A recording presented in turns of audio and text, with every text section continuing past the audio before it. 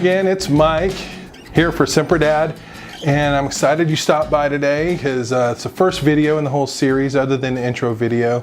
But today I wanted to just start with some basic stuff, and I know as a parent who either went with or your son went to the recruiting station, signed up, got the little kit and everything like that, has the proud parent of Marine Corps sticker in it, you know, the real flashy one, all the goodies that came with that. Slow your roll. I know it's super exciting.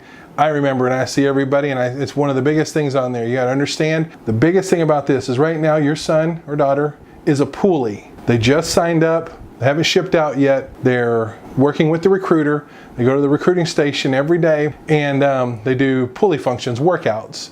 And a lot of it is to get them prepared for boot camp. So when they ship out, it's not a huge shock to their system, because one thing you want to very much do is encourage your poolee, be with them, encourage them to go to the workouts, help them get there if they need to, and encourage them to start getting into that lifestyle. It'll make their life a lot easier once they get to boot camp. So remember, they're not a Marine, so don't call them a Marine until they actually get their Eagle Globe and Anchor after the Crucible. That's when they become a Marine.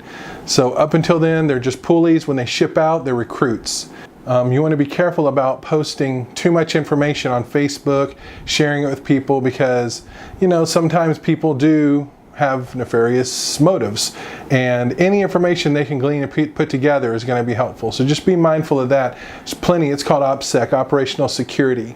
There's plenty of that online. If you go to just search for it, you'll find groups and threads and posts about it to give you more detail. But you want to be mindful about that. Once your son signs up, enlists at the recruiter's office, they're a poolee, and they go into what's called the DEP, Delayed Entry Program. So this could last from anywhere up to a month, to 3 months, to 6 months, to 8 months, who knows.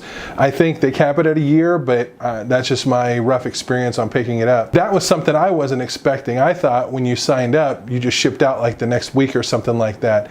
But the actual reality is that you actually go into this Delayed Entry Program, which is good because they get you ready and prepared to go to boot camp. As I mentioned before, going to the poolee functions and exercising and working out with the recruiter and other poolies is cool. And sometimes they'll bring back Marines that are already in the fleet or graduated boot camp, and they'll bring them back to some of the functions so that they can talk with the poolies, answer questions and stuff like that. But the most important thing during the poolee program is encourage them, because sometimes what happens is, what happened with us is they'll give us a date and they'll say, oh, you're going to be shipping out on this date, so we're ready, son's getting ready, and then the date fast approached and they said, well, actually, no, you're not.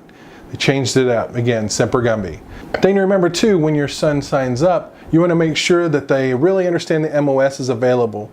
The big advice that I know I've heard a lot of is make sure they pick an MOS where they can get trained in a skill that they can use when they get out. A lot of times in the military, it's hard to do that because a lot of times it's based on your ASVAB score, which is a test they take to kind of figure out where they're going to be to even get into the military too. So knowing what they want is a huge deal. So when they go in, they pick an MOS, have them kind of look for something that they're interested in. Now again, I don't know, the joke is again that recruiters will tell you, oh yeah, you're guaranteed to get the job you sign up for.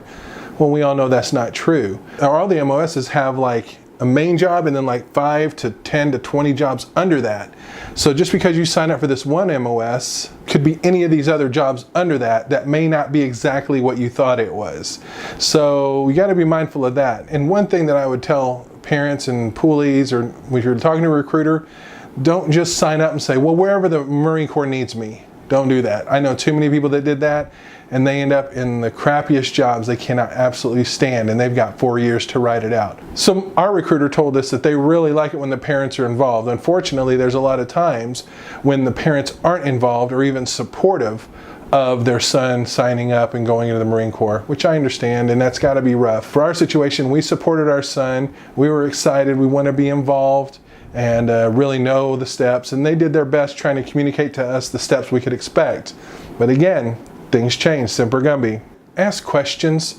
You're never going to get answers, and it may be a question that the recruiter's heard 1,000 times, and that's okay. You know what? You don't know the answer. It's important for you to know, because a lot of times, I don't know about you, my son wouldn't ask the question because he didn't want to look stupid. I don't care about looking stupid. I don't have anyone to impress. So I'll ask the question and then try to get the answer, so at least then I know. So thanks for watching today. I hope you enjoyed this video. I hope it answered some questions or got some questions going for you. You can comment and ask any questions, and hopefully whoever else has watched can comment and give you some answers. But I look forward to giving you some more experience with my son going through the Marine Corps. It'll be fun. Thank you.